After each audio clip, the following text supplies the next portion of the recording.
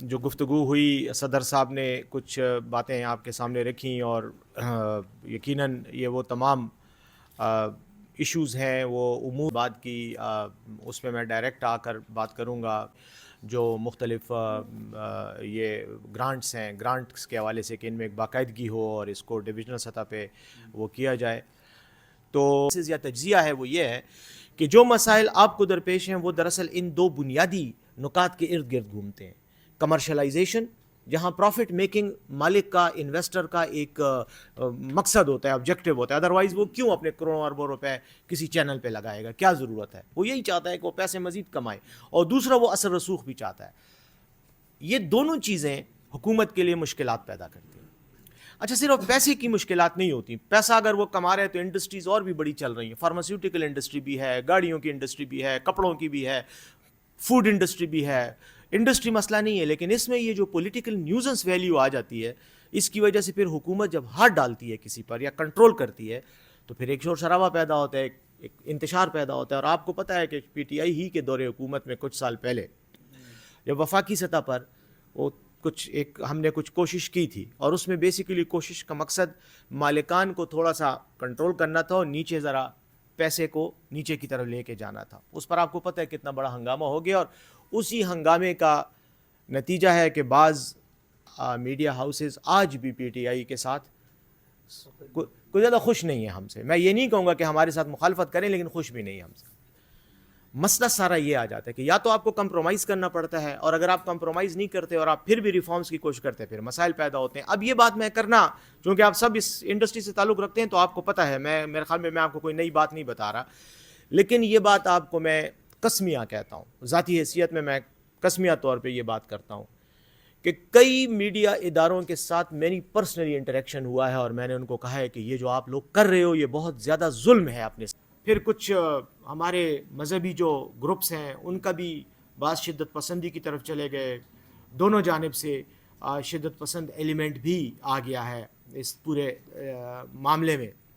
تو ہم نے جرگے کو یہی ٹاسک دیا کہ آپ ان تمام مسائل کو دیکھیں بھی, ان کا حل بھی تلاش کریں, اور حکومت کو تجویز بھی دیں کہ ہم ان مسائل کو کیسے اب حل کریں. بنائیں کہ ان میں کمیونیکیشن سسٹم بھی ہے, اگر ایک بنکر پہ حملہ ہوتا ہے تو سب کو پتہ چلتا ہے کہ ہو گیا ہے, تو وہاں سے پھر کارروائی ہوتی ہے. اور وہ اتنے مضبوط ہیں کہ ایون گولی تو بہت چھوٹی سی بات ہے, ایون توپ کے گولے بھی ان پر اثر نہیں کرتے, ایون وہ شیلنگ پروف بھی ہیں. جب تک اوپر آپ جہاز سے بم نہیں گراتے ہیں تو اس کا کوئی توڑ اس کو آپ ڈسٹرائے نہیں کر سکتے. تو اس سے پہلے ہوتا یہ تھا کہ جب بھی لڑائی ہوتی تھی ان بنکر سے ایک دوسرے پہ گولہ باری ہوتی تھی یا فائرنگ ہوتی تھی, تو بعد میں راضی نامہ ہوتا تھا, تو وہ لوگ بنکرز والنٹیئر, ہمارے پاس اب لاکھوں میں تو ایف سی نہیں ہے, ایف سی کو اگر آپ ان تمام بنکروں میں بٹھا دیں تو باہر پھر فیلڈ میں آپ کے پاس سپاہی کم ہو جاتے ہیں, لوگ کم ہو جاتے ہیں, نفری نہیں ہوتی. تو یہ بھی ایک کوئی پائیدار حل نہیں تھا کہ آپ ان کو حوالے کر دیں, پھر وہ نئے نئے بنکر بنا دیتے تھے, یہ بھی ایک ایشو تھا. تو وزیر اعلیٰ صاحب نے ایک ہی آرڈر کیا جو میں سمجھتا ہوں کہ بالکل ٹھیک آرڈر تھا, کہ انہوں نے کہا کہ تمام بنکرز کو تباہ کرنا ہے چاہے جس فریق کا بھی ہو. جو نہیں دے گا اور اس کے پاس سے اسلحہ برآمد ہوگا تو پھر اس کے خلاف بڑے پیمانے پر کارروائی ہوگی, سزا بھی ہوگی, اور پورا ایک بہت بڑا جرمانہ بھی ہوگا, اور ملٹری ایکشن بھی ہوگا, جو لا انفورسمنٹ ایکشن ہے وہ ہوگا. چھوٹے اسلحے کے لیے بھی ہم وہ کر رہے ہیں, کنٹرول کر رہے ہیں, کیونکہ آپ کو پتہ ہی ہے سابقہ ضم اضلاع میں سے آتا ہے, وہ سابقہ جو ایجنسی تھی پہلے قرم ایجنسی تھی, اب اس میں وہاں پر مسائل ہیں, وہ لوگوں کے پاس اسلحہ ہے, اپنی حفاظت کے لیے بھی رکھتے ہیں, اس میں بھی کوئی شک نہیں ہے, ضروری بھی ہے. تو اب ہم نے یہ بھی اب ان کے ساتھ کہا ہے کہ آپ جتنا بھی اسلحہ ہے وہ آپ نے اب لائسنس لینا ہے. ہم اسلحہ لائسنسی کی جو ہمارا ادارہ ہے, لوگ آ کر آپ کے پاس وہاں رہیں گے, آپ اپنا اسلحہ بنوائیں, ہم آپ کو لائسنسز دیں گے. تو بیان بازی تو یقیناً ہو رہی ہے, یہ کہہ رہے ہیں کہ جی اب آپ کے خلاف بھی جو ہے وہ مقدمہ چلے گا. ابھی تک تو ہمیں کوئی علم نہیں ہے کہ جنرل فیض حمید صاحب کے ساتھ ہمارا تعلق, یا ہمارے اوپر کیوں کورٹ مارشل میں ہمارے لوگوں کا کیوں کورٹ مارشل ہوگا, کیونکہ وہ تو فوج کے قوانین کی انہوں نے اگر الزام ہے تو ان پر یہ ہے کہ انہوں نے فوج کے قوانین کی خلاف ورزی کی ہے. تو یہ ہے کہ ہم نے ہمارے دور میں یعنی 2022 میں, بالکل اس میں کوئی شک نہیں ہے, یہ تو تاریخ کا حصہ ہے کہ ہم نے طالبان کے ساتھ مذاکرات کیے, اور طالبان کے ساتھ وہ مذاکرات دوحہ معاہدے کے تناظر میں جب امریکی فوجوں کا انخلاء ہوا تو اس کے بعد اس تناظر میں افغان حکومت کی طرف سے بھی ہمیں یہ کہا گیا کہ اب آپ اپنا مسئلہ بھی حل کریں, اور ہم نے اس مسئلے کے حل کرنے کے لیے ظاہر ہے کہ بات ہی کرنی تھی. افغان حکومت نے اس میں ثالثی کا کردار ادا کیا اور پاکستان حکومت کی طرف سے ہم گئے اور ہم نے وہاں پر ان کے ساتھ بات کی. لیکن امرات کی حد تک ہی رہی, بات چیت ہوئی, ان کی طرف سے بھی مطالبات تھے, ہماری طرف سے بھی مطالبات تھے, لیکن بات ادھوری رہ گئی. وہ تو کسی نتیجے پر نہیں پہنچ سکے. نہ ہمارا کوئی ان کے ساتھ کوئی ایگریمنٹ ہوا, نہ کوئی معاہدہ ہوا, اور نہ ہی جو ہے اس حوالے سے کوئی مزید پیش رفت ہوئی. کیونکہ اگر آپ ان حالات کا جائزہ لیں تو اگست 2022 میں جب ہم کابل میں تھے, میں خود اس وقت کابل میں تھا, ڈاکٹر ایمن الظواہری جو القاعدہ کے رہنما تھے, ان پر حملہ ہوا, جس میں وہ ڈرون حملہ ہوا, جس کے بعد فوری طور پر افغانستان کے ساتھ ہمارے تعلقات تھوڑے کشیدہ ہو گئے. افغانستان کی طرف سے یہ الزام عائد کیا گیا کہ یہ ڈرون جو ہے یہ ہمارے ایئر سپیس سے اڑتا ہوا آیا ہے. ہمارے لوگوں نے اس پر اس کا وہ کیا, مسترد کیا اس الزام کو. وہ تعلقات تھوڑے ٹینس ہو گئے, ہم پھر واپس آ گئے. اور اس دوران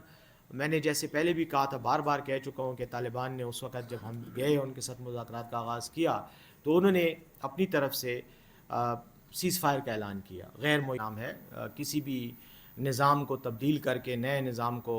نافذ کرنا, اس کو انقلاب کہتے ہیں. لیکن میں ایک بات ضرور کرنا چاہوں گا کہ شام کے انقلاب میں اور ہمارے انقلاب میں بہت بڑا فرق ہے. شام کا جو انقلاب تھا وہاں پر اگر حافظ الاسد کا بیٹا بشار الاسد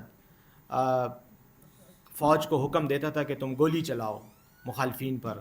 تو مخالفین کے پاس بھی اسی طرح کی بندوق ہوتی تھی اور وہ بھی جواب میں گولی چلاتے تھے. اور انہوں نے گولیاں چلائیں اور آج کئی سال کی لڑائی کے بعد انہوں نے عسکری طور پر فتح حاصل کی. یہ تو ایک اور طرح کی جنگ تھی کہ ہمارے کارکن نہتے ہاتھوں بغیر اسلحے کے اسلام آباد کی سڑکوں پہ, کہ جو ہمارا دارالخلافہ ہے, جو کہ سب سے زیادہ محفوظ شہر ہونا چاہیے, وہاں پر کھڑے تھے اور آگے سے ان پر G3 کی اور کلاشنکوف کی اور ڈریگن آف رائفلز کی, سنائپر رائفلز کی گولیاں چلائی گئی ہیں. دنیا کی بہترین فوج, بہترین تربیت یافتہ فوج, بہادر ترین فوج کو آپ لے کر آئیں, ان کو سامنے کھڑا کریں اور ان کو کہیں بندوقیں نہیں رکھنی ہاتھ میں, اور مجھے تو کیا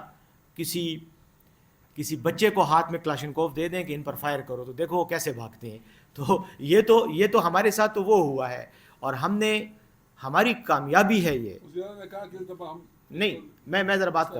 میں ایک بات کرتا ہوں, ہم تو کامیاب ہیں, ہمارا احتجاج ناکام نہیں ہوا. ہمارا احتجاج کامیاب اس لیے ہوا کہ ایک تو ہم ہزاروں کی تعداد میں وہاں گئے, ہمارے کارکن گئے, سب وہاں پہ گئے, انہوں نے وہاں پر احتجاج کیا, سینوں پر گولیاں کھائیں, خون بہایا. یہ وہ ایک قومی مسئلہ ہے, بلکہ قومی سے بھی اگر آگے بڑھ کے دیکھا جائے تو ایک بین الاقوامی ایشو ہے. لیکن یقیناً قومی سطح پر اس کے لیے جو مہنگائی, مثلا دیکھیں ہر چیز کا تعین پیٹرول کی قیمت سے ہوتا ہے. پیٹرول کی قیمت کنٹرول خیبر پختونخوا کے ہاتھ میں نہیں ہے, وفاقی حکومت کے ہاتھ میں. اسی طرح بجلی آپ کی انڈسٹری کو, صنعت کو بجلی چلاتی ہے, کاروبار کو بجلی چلاتی ہے. اگر بجلی ہوگی تو کاروبار ہوگا, جب کاروبار ہوگا تو لوگوں کے پاس معاشی سرگرمی میں حصہ لینے کا موقع آئے گا, اور جب معاشی سرگرمی میں حصہ لیں گے تو غربت کم ہوگی, ختم تو نہیں ہوگی, کم ہوگی. یہ ساری چیزیں, بجلی بھی آپ کو پتہ ہے وفاق کی کنٹرول میں ہے. اب رہ گئی ہماری اپنے طور پر جو کچھ ہم کر سکتے ہیں, تو ہم اپنے دائرہ کار میں رہتے ہوئے کئی اقدامات ہم نے غربت اور غریب طبقے کے حوالے سے ہی کیے ہیں. تو کسی بھی سرکاری اسپتال میں 10 لاکھ روپے تک آپ کا علاج کرنے کی کیپیسٹی آپ کے پاس ہے, اور لاکھوں لوگوں کا علاج ہو چکا ہے, یہ ریکارڈ پر ہے. لوگوں نے وہ یہ احتجاج اور جلسے جلوس اور توجہ نہیں. دیکھیں ہمیں اس بات کو نہیں بھولنا کہ کاری صاحب کیمرے تا سوڑی صفت پروشی نے لگ رہا رستو شاید لاس لرکا سیب سر ادھر گا شاید کاری صاحب سیب سر دا کیمرے شرابستی سوڑ والا شعب پترولی سب خان صاحب نمو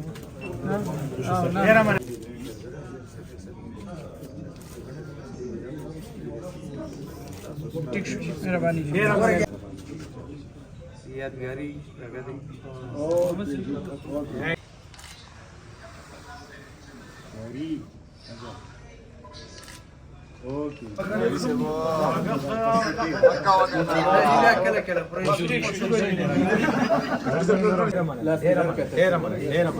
Sir,